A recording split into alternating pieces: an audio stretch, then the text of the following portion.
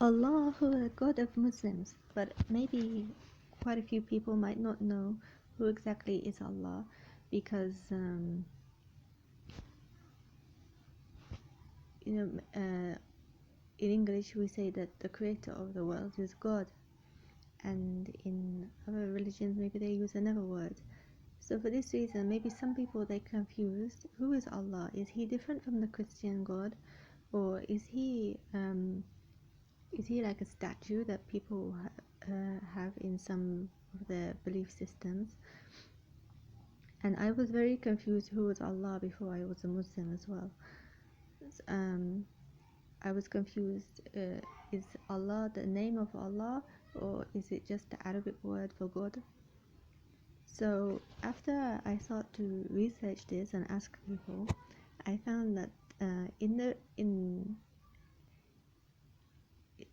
the very essence is that Allah, He is the creator, and He is the same one who sent the books to, the Bible and the Torah, revealed them to the Christian and Jewish people. This is what the Muslims believe. I mean, of course, maybe Christians or Jews don't believe this, but according to Islam, Allah sent the books before to people, and He's the one who created the world, and He is not like anything at all.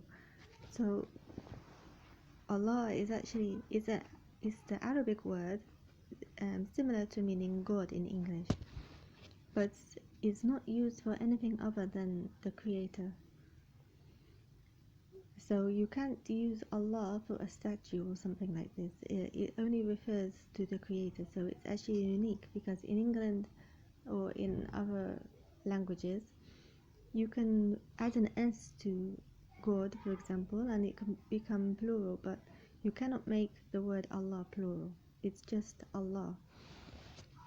So I also find that the concept of Allah or God in Islam, it's the only remaining monotheism really, because in Islam, God is, Allah is just Allah, and He's entirely different to everything. And this is what the Quran says, that Allah is entirely different to anything you can imagine in your mind. He's not like anything you can imagine.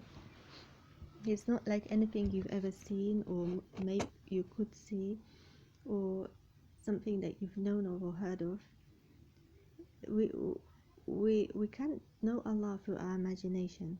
I mean, normally, for example, if we want to know about a person and we've never seen them, someone may describe that person as similar to another person that we've seen, or someone may describe an object as similar to another object that we've seen, and then that way we can understand how the appearance of that thing is and what we can expect to see.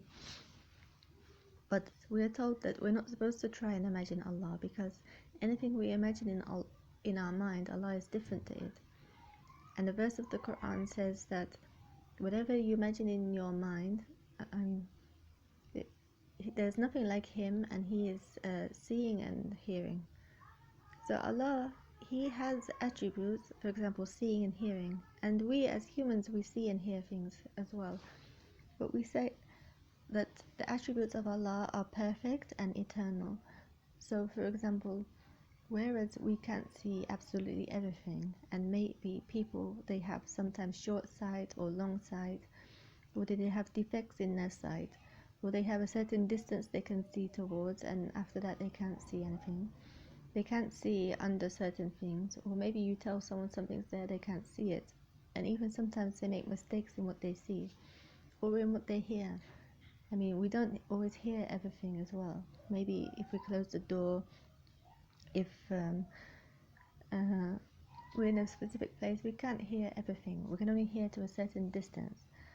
But we believe that Allah has perfect seeing and hearing, so He can see and hear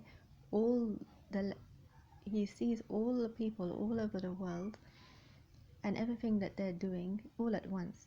Whereas, of course, a human being would never be able to do something like that. And He will see it, for example, the bottom of the sea, and He and he sees and the very small places that we would not think to see.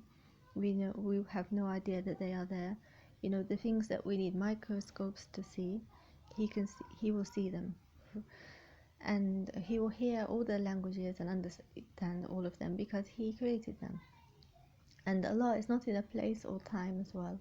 So he's not restricted to having a body, for example, like as human beings. They have a body, so they have to be in a particular place and in a particular time. For example, all people nowadays, they've all been born in this time. People passed away before, they were born in another time. Their time finished, and the time for other people started, and our time is now. And one day, maybe our time will end too. So, and throughout that time, we change as well. Before we were children, then we became bigger and older, and now we're like young people, and maybe in the future we'll be older people. So Allah does not change or go through these changes or go through these different stages or have a beginning or end.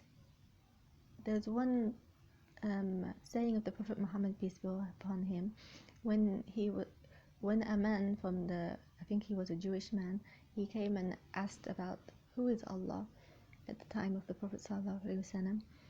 Allah sent down a verse of Quran to answer that person. So it was saying that say Allah is one, He is the eternal absolute, He did not forget, and nor was He forgotten, and there's none like unto Him. So the answer was that there's nothing like Allah at all, and He doesn't need anyone, and there's nothing like Him at all, and He's the one who provides for people, and He did not have any son, and He did not have any parents. He did not come from anywhere or have a like us, we have parents, we come from our parents or come from a specific thing. And He did not have children.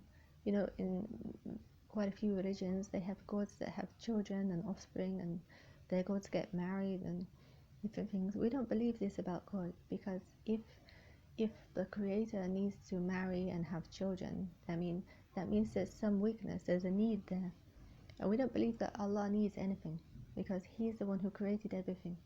So we can't have a weak Creator that needs a wife or needs children to exist or something like this.